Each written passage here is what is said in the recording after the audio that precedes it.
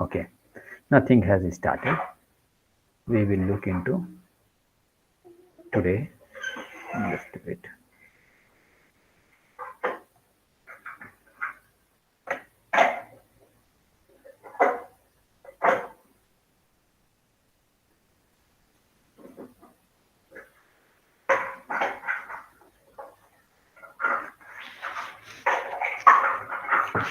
Okay.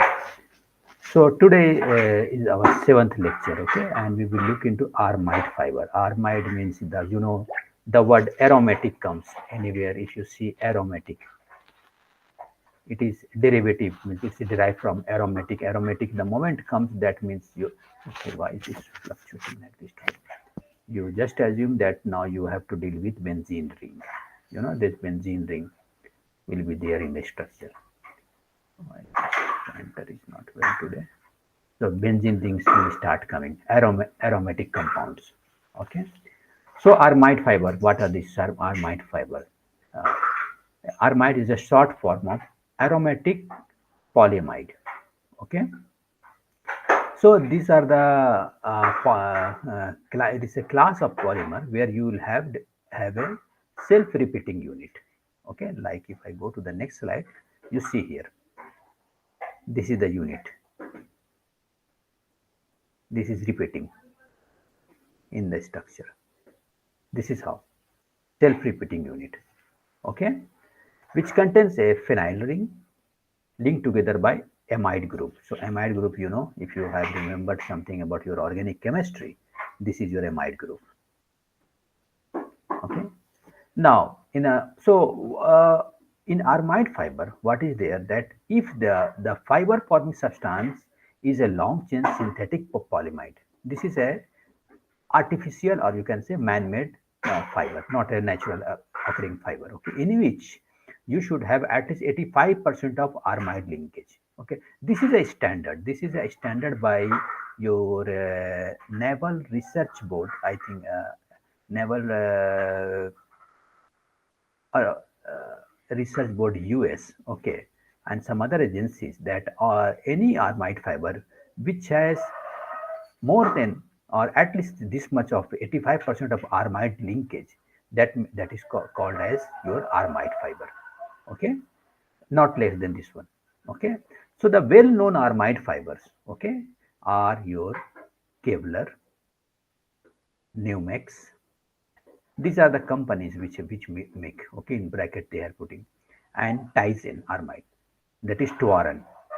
This Tuaran and Kevlar, they are the same compound. Okay, this is made in US. Okay, and these are made by Japanese people. So the same thing, same compound, but the name is different. Okay. Now this type of fiber, these Armide fibers, are available in paper form, film, and fibrous form. Okay, they are making the things like this.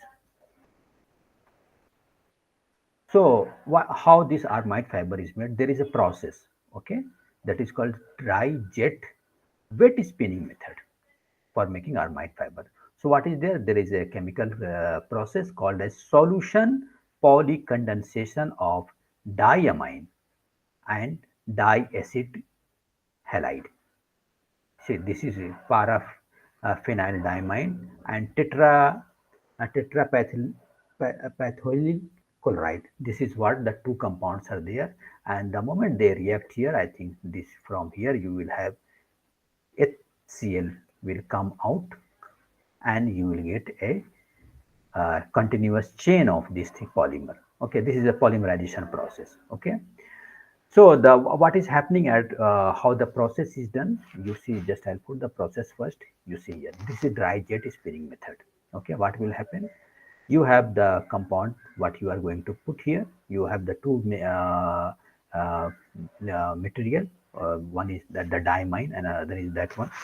And from here, it is passed through a liquid solution. Okay, and what happened in this area only, this spinning, this block is spinning. Actually what happened in this area, what your both the compounds reacts, okay, and they makes a thin fiber. Okay, and from here it starts spinning, so that you are getting it's a winding up of the fibers will start happening. Okay, and it happens inside a inert atmosphere. Okay, and from here you collect it. Okay, and you are going to spun that one yarn in a rotating bobbin like this one. This process looks very simple, but I told you all the things what we are showing here is schematic only. Okay, schematic only, and the actual process is very complex. So just this is what I found from the book. This is the process how you are going to get an armide fiber. So what is there in the armide fiber? Uh, so the solution polycondensation of diamine and diacetic acid halide at low temperature gives armide forming polyamide. This is polyamide. Okay. Low temperature is used to inhibit any byproduct generation and promote linear polyamide formation. Okay. Cross linkage of the polymers are not allowed here. Means like if I go to a few slides ahead, you see here conventional polymers are like this one. Cross linkage will be there in the, okay, and even if after the processing, okay, you are going to get a compound which will have lot of cross linkage in between these two, and that is not actually a good sign, good property of your polymer. The polymer should be well aligned. Okay, and it should have high chain continuity. Means though there may be some breakage in between, but you see, as far as possible and as max as possible, we should be having a continuous chain. So such type of arrangement, if it is there, then the polymers what you are going to get will have a better strength, and your aramides are like this one, aramide, and it is a conventional polymers. So what is happening here? So the resulting polymer is pulverized, washed and dried and mixed with concentrated sulfuric acid and extruded through a spinner at 100 degrees centigrade. This is the process. What it is telling that you have to put all the things together, and then here your materials reacts, and actually it gives you fiber polymers will come. And so the thin polymers are not accumulated or not collected as one piece or single piece. Lot of thin polymers are spun together here, like your thread is there. If you have thread, okay, then another layer of thread will be there, then one more layer of thread will be there. So if you open a thick thread, you will see lot of small yarns will be there. Okay, so such type of arrangement is there. The jet from the orifice passes through about 1 centimeter of layer even into carbon. The fiber solidifies in air, and the acid is removed from the coagulation. But these things, whatever the thing was available in your Chawla book, I bought from Chawla book. Okay, because other way I was not able to get and process that how I am going to get. But for the time being, just you need to assume that these are the main thing. Okay, in the chemistry, that you are having a paraphenyl diamine. This is diamine and tetraphenylchloride. Chloride. Okay, when they react, they will give you a polymer like this one. So this is the process of making your uh, aramide fiber. Okay, so aramide fiber and conventional fiber. Okay, what is the difference? How the why the aramide fibers have lot of strength? Okay, very high, very tough, and it has strength more than your steel fiber also. Okay, and very light in weight, high toughness, high strength, because you have everything is when we start with the liquid crystals. Okay, we'll start with the liquid material. Okay, and then the polymerization happen, and you are going to get, it is called as pneumatic structure with low entropy, low energy it will have. Okay, then extrusion process is done, and from the extrusion process, you see, if we started with solution, then the extrusion process is done, and you are going to get a solid state, means the fibrous form you are going to get. And this is called extended chain structure. The chains are, it will high chain connectivity, continuity, and high mechanical property. That is the reason it will have high mechanical property.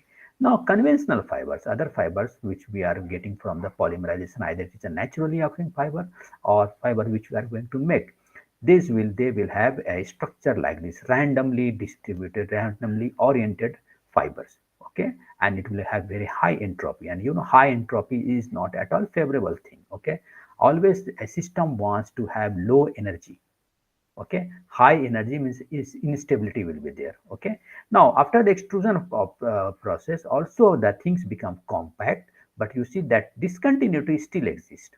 Okay, you are not going to get a proper dimension direction where you will have better property. Yeah, now you see here, at least if you are able to see, if you are able to see this one, you should be able to appreciate that at least in the length direction. Okay, if you club all the fibers together, the in the length direction you will have lot of strength. Okay, so in the tensile direction it will have better strength, but here you are not able to decide that in which direction that the material will have better strength. Almost it looks to be like an isotropic material. Isotropic, why I am telling that, because you have distribution of fiber in all the direction. So as a whole, if you see the strength wise, if you take such a fiber, randomly oriented fiber, and test it, if you I put your x-axis and y-axis in this direction, if you apply load in y direction and if you apply load in x direction one by one, then your ex and ey will be close to equal, because it is an isotropic, it behaves like an isotropic material. Everything is randomly distributed, so the properties will be almost same. But here if you see here, your if I put x and y axis here, if you take test in the y direction and in the x direction, then your modulus in y direction will be very very high as compared to x direction. Okay, because out of plane means in the compressive direction it will not have a very better strength, but in the tensile direction it will have always have better strength. Now this thing is there. So what are the important features, or if maybe I'll correct these things, these are the advantages. That is the reason I don't share the slides before the class. Okay, these are the advantages. Okay, what high abrasive resistance? Abrasive resistance means they are very hard. Okay, so they will not self abrade each other. Okay, other thing is this high resistance to organic solvents such as ethanol, methanol, and carbon tetrachloride. Now you see here, these Armaid fiber are itself made from the organic compound. Okay, but they are very stable to organic solvents. They are not as brittle as carbon and your glass fiber. Okay, they can bend and are flex also. Means if you apply load into this one, like if you take a Armaid fiber, okay, like this, and if you apply load, simple load here, it will bend. It will bend, but it will not fail here. Okay, like this one. And they are non-conducting for electricity and temperature, means electrical and thermal neutrality is there in this one. And they don't melt, they have a melting point more than 1000 degree, means even up to the 1000 degree temperature, the it will retain its structure and it will not melt like this. Low flammability, it will not burn. Okay, so these are the properties which is actually making it a very good candidate for an armor application. So armored fiber is this is very light and has high stiffness and strength in the tension direction. Just you have to remember this. I am writing it in tension direction. Okay, in the next slide I will show you another thing. Okay, so and it has high strain to failure, hence it is used for making bulletproof jackets and sports equipment. So high strain to failure. That means if I put the stress strain plot for your Armaid fiber, it is stress and strain. So if I just assume that it is like this one, it is going to linear, then hardening is there, and then coming and there is a failing here. So this is strain to failure. How much strain it will accumulate in the structure before undergoing failure is very very high. That is the reason you see here. when it is a projectile strikes this one, this pellet is made up of Kevlar. Okay, what happened? These are the different. This is the first one, second one, third image, and it is fourth image.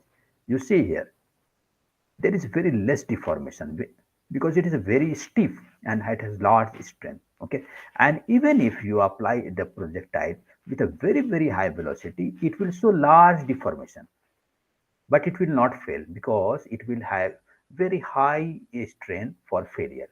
Lot of strain is required, then only it will fail. So this you see here, even for a conventional bullet. Okay, this actually research was done by one of my friend in DMRL. It is a DRDO lab in Hyderabad. Okay, and from rifle they have fired these bullets on this rifle from rifle. Okay, they made this Kevlar fiber they didn't make, means fiber they got from somewhere else, and they made a composite of this one. They put the fiber in epoxy layer by layer. Okay, fiber mat they got, and they after that they have done the firing on this one. And you see, even for the conventional your rifle bullets, the damage is this much only. This is the reason that we are using it for making bulletproof jackets for our armor application. So if you see here, where is that? Yeah, see, so application wise, you see here what we are using armor application, because it is very light also. Okay, and fireproof, I told you it has very high temperature.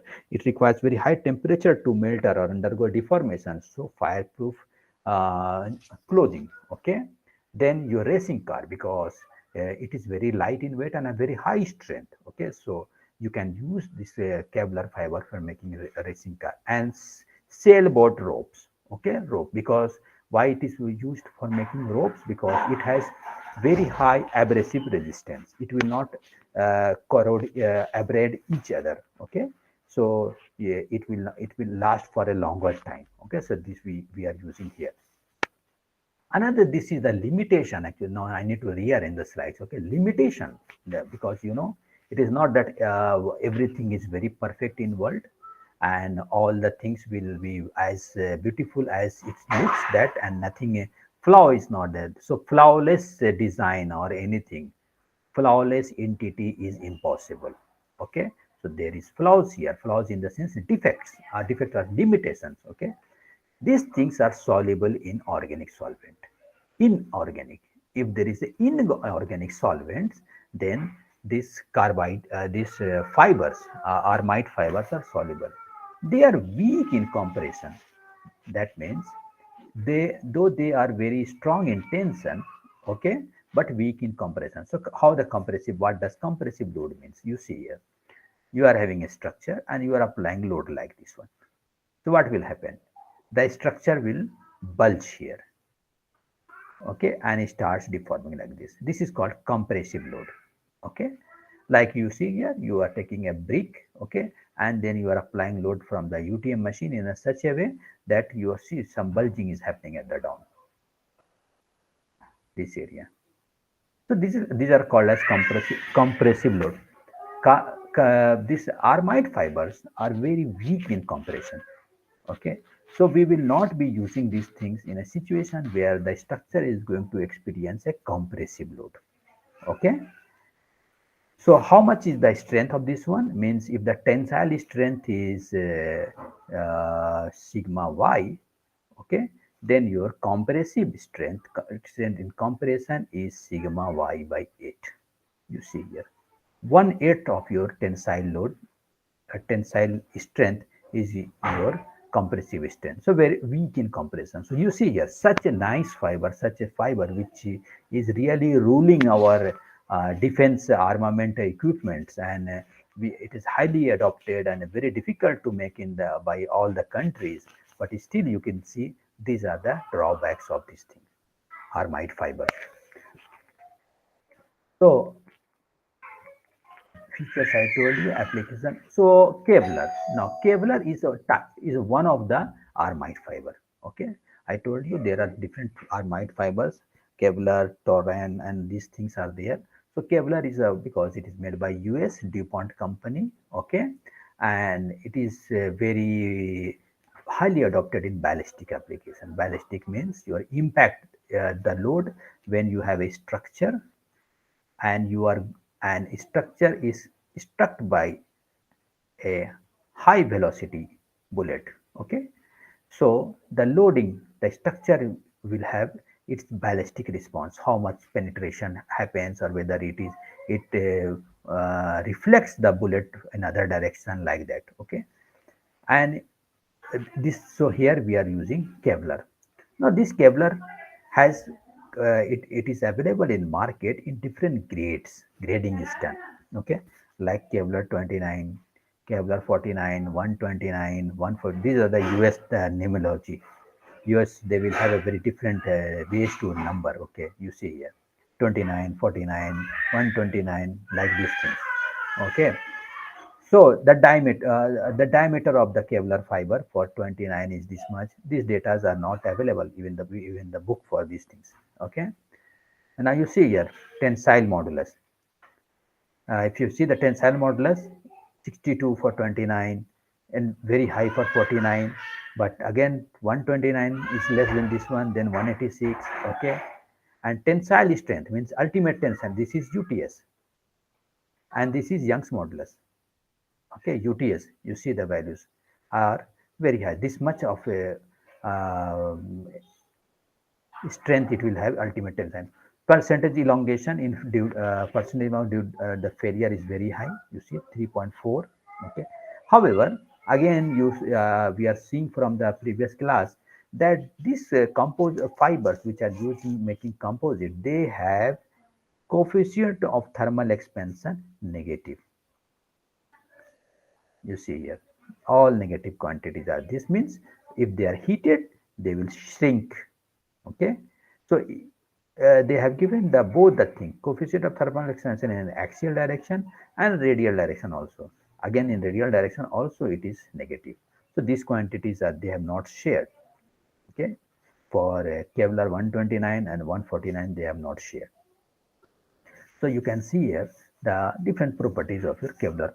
Okay, now anisotropy, this Kevlar shows anisotropy in the sense that its strength in different direction is different. Like you see, it is very strong in tension but poor in compression, and this is a property called as anisotropy property, because if a material is isotropic isotropic, then your strength in or strength in compression will be equal to strength in tension, or Young's modulus in your compressive direction will be equal to Young's modulus in tensile direction. All the things will be same. But here your things are not same, so anisotropy is coming into the fiber itself. So in this way, so what is the anisotropy that already I have told you? Okay, negative coefficient of thermal expansion. Okay, if you heat Kevlar, it becomes thinner. Okay. Now again, coefficient of thermal expansion and axial directions are different due to the inherent anisotropy. Anisotropy comes here also. The material properties are different. So material properties is not only about the yield strength or Young's modulus. It is about your coefficient of thermal expansion also is the material property which is affected by your anisotropy. You see here, it is happening like this. All are negative quantities. So with this, we are done with our Kevlar fiber, means Armaid fiber. Okay. So I will spend some time because we started at 7:30. So we will look into boron fiber also. Okay. Not much time you need to spend here. I need to correct this thing. It should be 9. I will renaming. I will do again. Don't worry.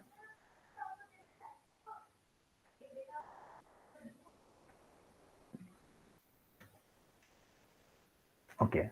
So till now what we have seen? We have seen glass fiber, which is non-metallic. Are you able to hear me? Yes, sir, you're audible. Yes, sir. Yeah. Okay.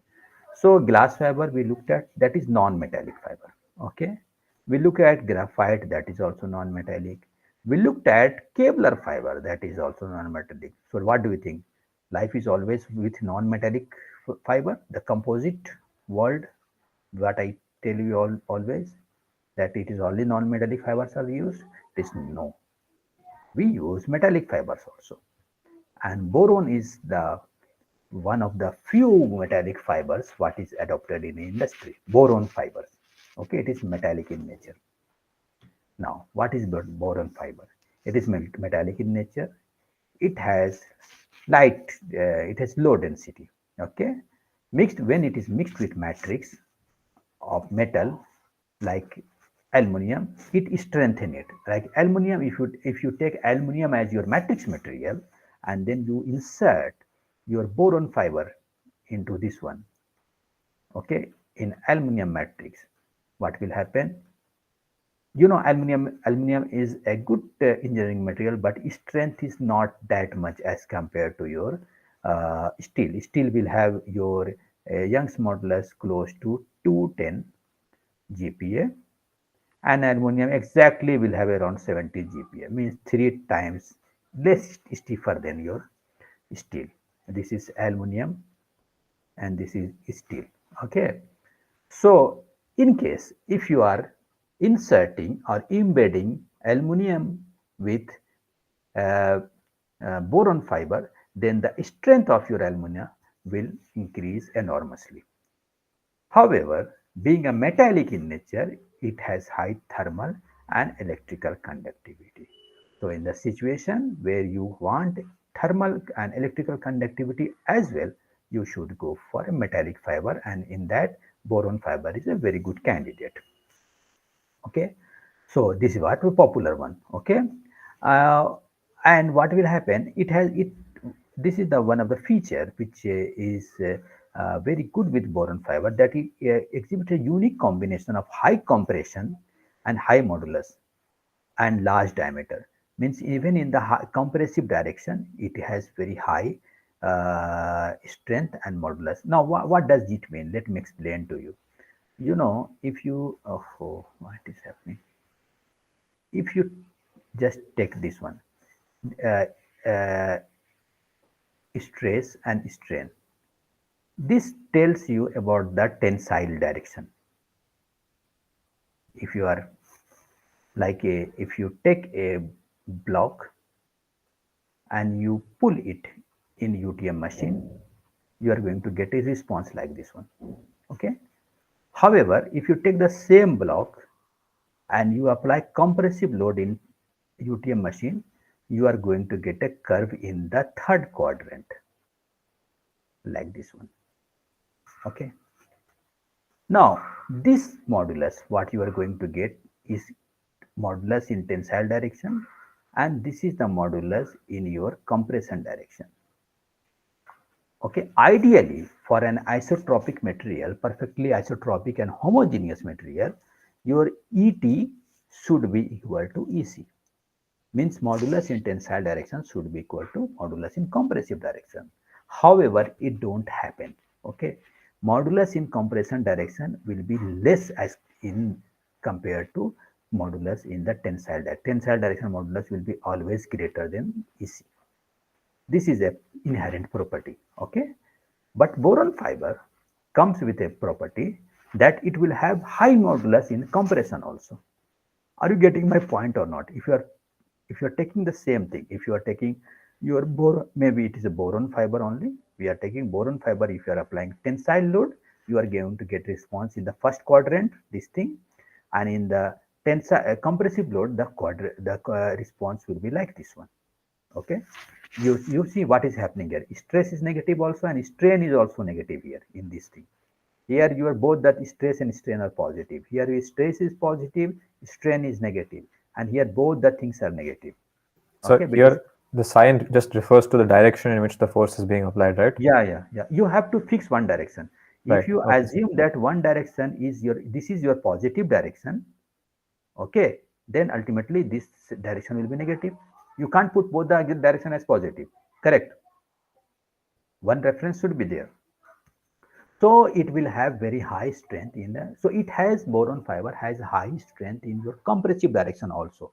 So that means the material, the composite material what you are going to make with boron fiber, in embedding or mixing that when in a metal matrix, it will behave very, it will have very good strength in your compressive direction as well as in tensile direction. So that is the reason it is very highly adopted one. So this is the thing. It provides superior compression compared to the carbon fiber based carbon fiber or even glass fiber and other things, because all the things, this carbon, glass fiber, all the fibers what I am putting here, okay, you see here, these are non-metallic fiber, and non-metallic fiber will be very weak in compression. Okay, so metallic fiber will have better uh, compressive property. So by boron fiber manufacturing, how it is done. Okay, so this is the thing which I'm telling in the handout. If you see, there is a process. We need to look at the processing or the manufacturing process of these fibers also separately, but I'm combining all the things together. Okay, the one fiber and its manufacturing process, all the things are together. So don't worry, the things are getting covered here also. So boron fiber manufacturing, what is the thing? This is done by chemical vapor deposition process. This is again a chemistry here. Okay, organic. This is the chemistry process. Okay, chemical process, chemical vapor deposition. So what does it do? Okay, boron trichloride. The starting precursor is boron trichloride is reduced in a hydrogen environment. Environment is of hydrogen, presence of hydrogen on a tungsten film and a carbon filament. Means what happens? Boron trichloride decomposes or splits and gets collected as a boron fiber on a tungsten filament.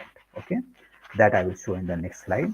The tungsten filament is maintained at a very high temperature due to application of temperature.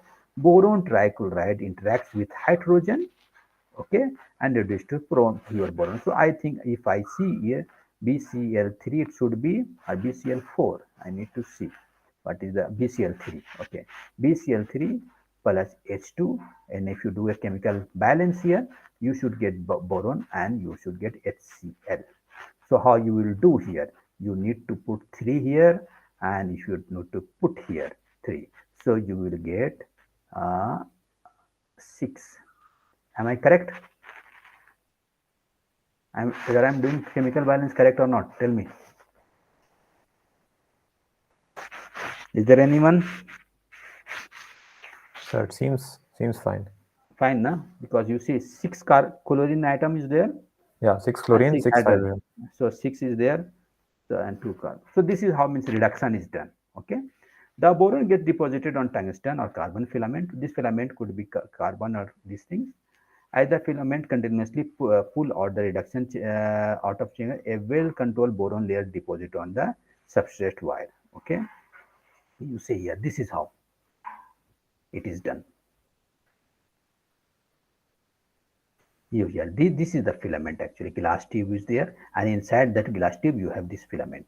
So boron chloride plus hydrogen and some other dopants, some other reagents will be definitely there. Okay, all the things are put together. They pass through this filament, and what you are going to get? You are going to get your, in this filament only, you are going to get your boron chloride, boron fiber deposited.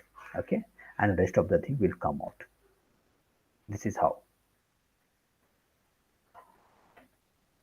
And this is how the, when you are having magnesium vapor, this is an extra thing. Okay, this we need not to look, this is the much on this one. So elemental boron is deposited on a fine tungsten wire substrate and produce this much of microns of fiber. Okay, resulting fiber is amorphous boron with a fully borified tungsten wire. This is amorphous in nature. Amorphous in nature means it will not have a perfect crystal structure. It will be crystalline in shape, okay, but it will not be having either simple cubic or BCC or FCC or HCP. Either of these type of perfect structure it will not have. It has an amorphous phase. Okay, now see here. Boron tungsten fiber means the moment you are getting boron, then what is the, you see here, if you, I told you it has got a very good compressive strength, boron. Okay, so you see here, and if you see, if you plot between compressive strength and your compressive modulus. This is a way to compare. Okay, you see here all the fibers are coming in this area only, and boron is here. Such a nice compressive property it has got.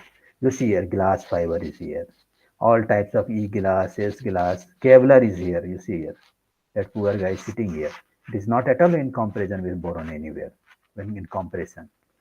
Then you have pan fiber, means that I told you that time. Pan fiber, what you are going to get your uh, graphite fibers, okay, like this. Then the graphite fibers you are getting from peach.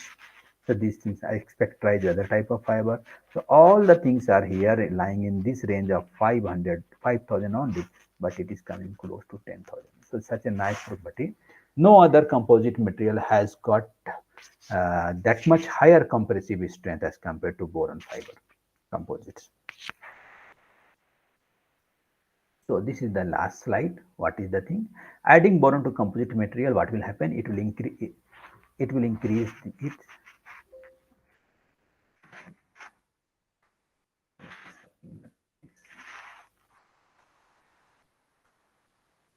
Just wait.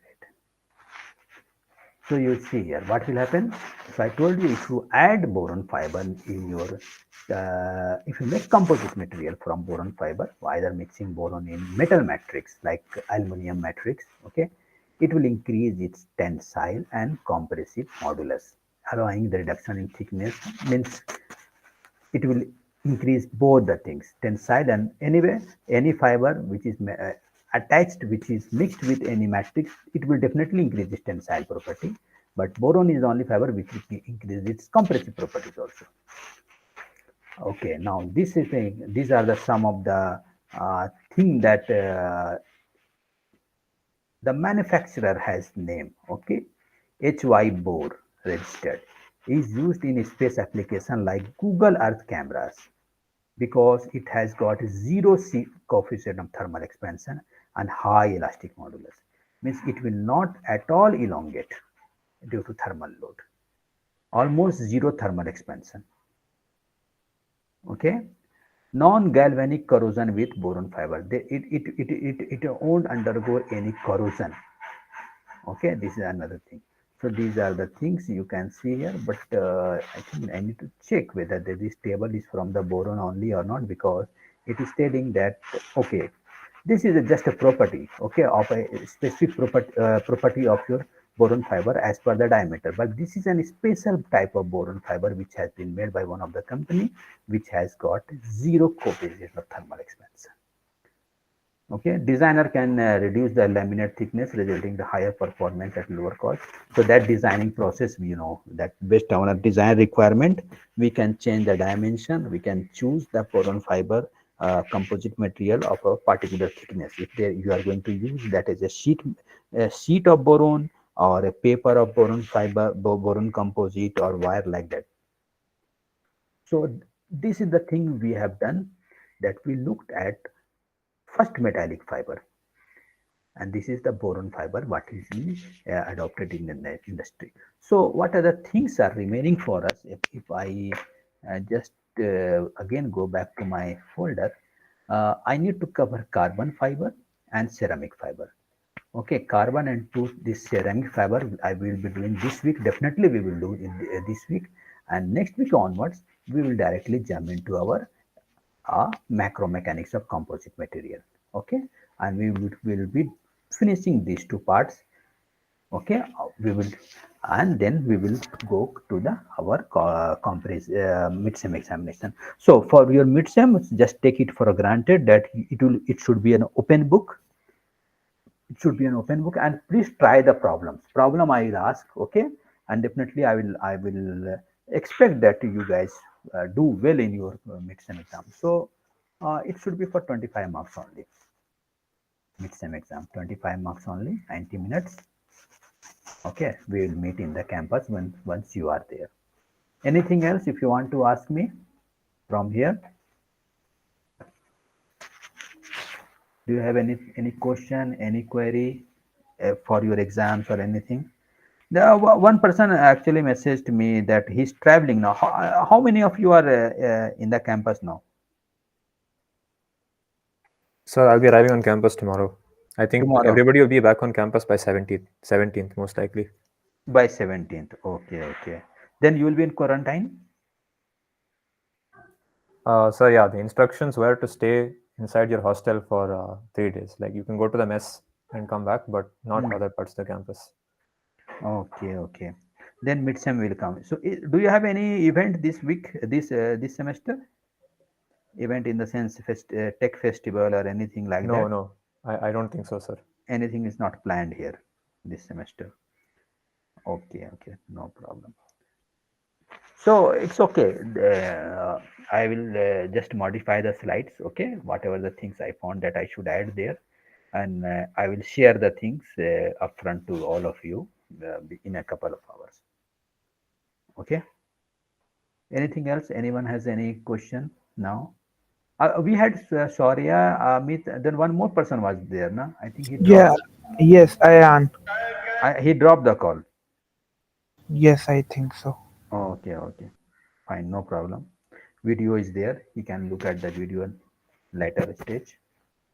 Okay, so what I'm doing here. I'm first going to stop the recording.